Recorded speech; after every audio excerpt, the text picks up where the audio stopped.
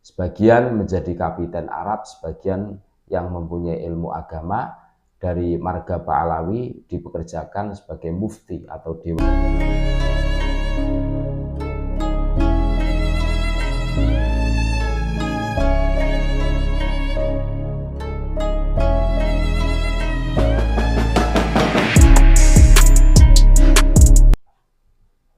Assalamualaikum warahmatullahi wabarakatuh. Alhamdulillah wa syukrulillah, nahmaduhu wa nasta'inuhu wa nastaghfiruh wa na'udzu billahi min syururi anfusina wa min sayyiati a'malina wa min nazaghati syaitani wa tawhimih.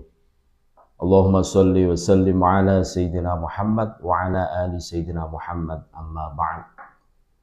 Saudara-saudaraku sebangsa setanah air yang kami cintai, yang kami muliakan, yang kami banggakan, dimanapun Anda berada, terima kasih banyak atas kesetiaan saudara-saudaraku semua terhadap channel Bejo Dunyo Akhirat.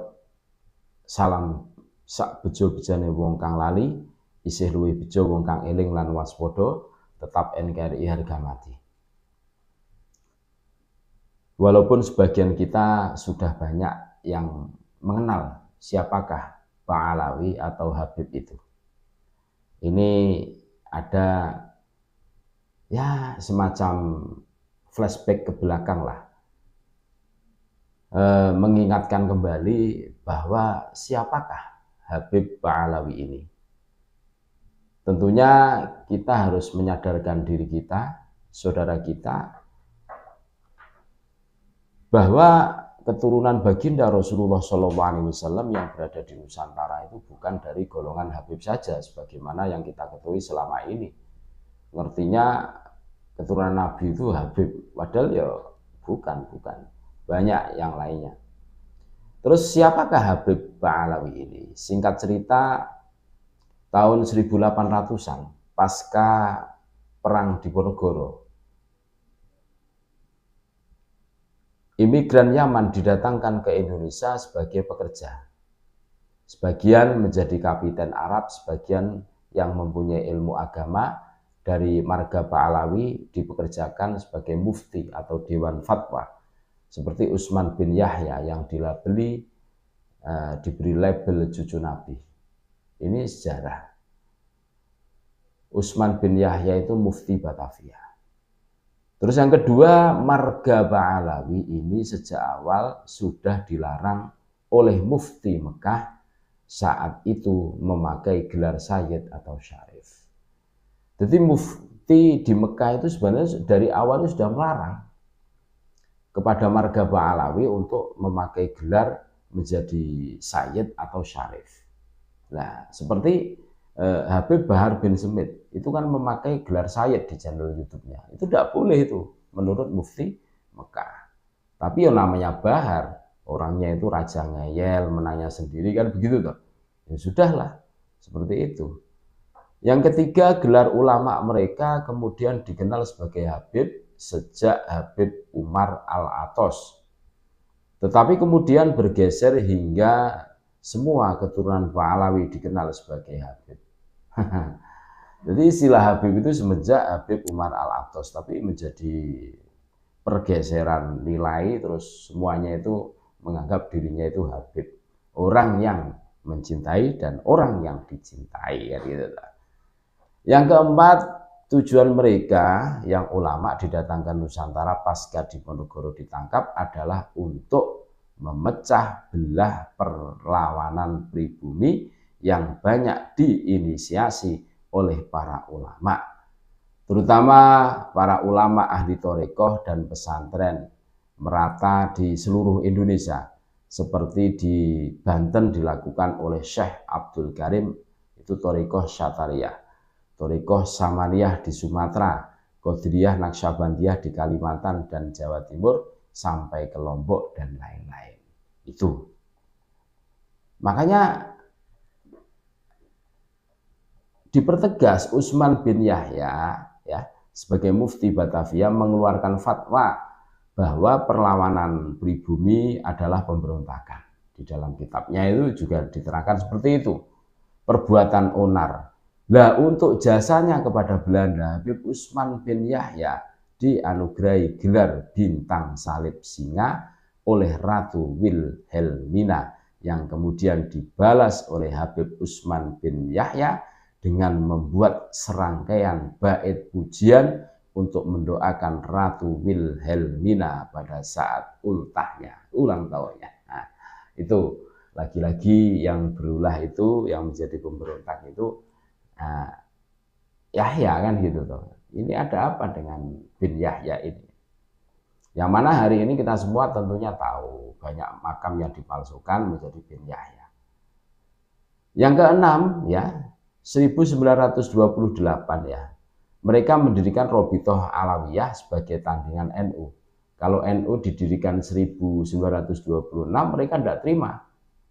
Pertanyaannya, seumpama mereka fahamnya akidahnya ahli sunnah wal jamaah, kenapa tidak gabung dengan NU? Padahal berdirinya itu lebih duluan NU. Nah, itu tujuan mereka itu untuk apa? Bikin itu salah satunya ya tidak mau ikut NU. Itu sudah dilogikakan bisa itu. Yang mendongkrak semangat Sumpah Pemuda hingga terjadi perpecahan di kalangan imigran Yaman antara klan Pahlawi dengan non Pahlawi. Di sisi lain non Pahlawi mendirikan Al-Irsyad. Terus di sisi lain Pahlawi ya itu mendirikan Al-Irsyad. Non Pahlawi ya, non Pahlawi mendirikan Al-Irsyad. Itu sama-sama dari Timur Tengah. Yang ketujuh, pasca kemerdekaan ada desakan untuk menggolongkan mereka sebagai non-pribumi. NU tampil sebagai pembela mereka dengan harapan bisa berasimilasi, walaupun kemudian mereka tetap tidak mau bercampur dengan pribumi. Pasca kemerdekaan 1945, ada desakan untuk menggolongkan mereka sebagai non-pribumi. Nah, NU tampil sebagai pembela mereka, terus mereka diakui sebagai pribumi kan begitu. Tapi berjalannya waktu mereka malah ngantemi NU kan begitu tuh. Ya kalau istilah orang Jawa itu nolong asu kecepit. Selesai ditolong malah yang nolong itu digigit kan begitu. Pasca kemerdekaan 1998 gerakan mereka terbatas di lingkup gerakan organisasi RA dan Al-Irsyad. Pasca kemerdekaan gerakan mereka terbatas. Terbatasnya di lingkup Robitoh Alawiyah dan Al-Irsyad saja. Terus 1998 menjelang keruntuhan Orba, mereka diberi panggung PAM Swakarsa yang bermetamorfosa menjadi FPI. Nah, disinilah mereka dengan segenap daya memanfaatkan momen hingga menjadi besar. Dengan merubah amalan-amalan Wali Songo, menggeser peran ulama pribumi, mengangkat setinggi-tingginya dengan gelar Habib yang bermerek cucu Nabi dengan segala doktrin khurafat dan sebagainya. Jadi mulai tahun 1998 mereka mendapatkan panggung PAM Swakarsa menjelang keruntuhan Orba. Nah, mereka mulai kepalanya itu besar, Bani Pahlawi ya istilah. Terus pada kasus ini mereka bersatu baik yang Sunni maupun Syiah karena sebagian mereka adalah penganut Syiah yang sangat fanatik. Ini fakta. Pada kasus ini mereka kompak, yang Sunni, yang Syiah, karena kebanyakan mereka itu penganut Syiah yang sangat fanatik. Setelah mendapat kesempatan ini mulailah dilakukan pengaburan sejarah bangsa, klaim makam leluhur, klaim Dzurriyyah Wali Songo sebagai klan mereka, klaim kerajaan-kerajaan sebagai klan mereka, seperti di Kesultanan Siak dan Banjar yang pertama diklaim kemudian menyebar ke seluruh kesultanan. Itu dakwah Pahlawi semakin menjadi dan menyebar narasi anti pemerintah. Mereka membuat momen menggalang umat melalui FPI hingga dibubarkan oleh PJ. Ini FPI memang resmi dibubarkan oleh PJ, tapi orang-orangnya masih gentayangan yang harus kita waspadai bersama. Melihat cara dakwah yang jauh dari nilai luhur, mulailah muncul perlawanan.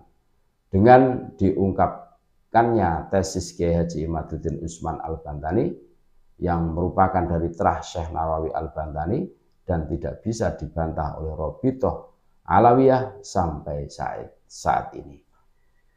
Perlawanan dilakukan dengan mengadu antar pribumi menggunakan sebagian keluarga keraton Cirebon dan Banten yang memang sudah diskenario dengan bibit sejarah hitam. Babat Peteng, raja yang diangkat bukan dari Trah Sunan Gunung Jati. Pilihan saat ini terserah panjenengan, mau menyerahkan nasib anak cucu kepada mereka dan akan terus terjajah, ataukah kita akan bangkit melawan. Pilihan terserah kepada panjenengan semua. Laskar Mataram Raya. Terima kasih, tetap NKRI harga mati. Assalamualaikum warahmatullahi wabarakatuh.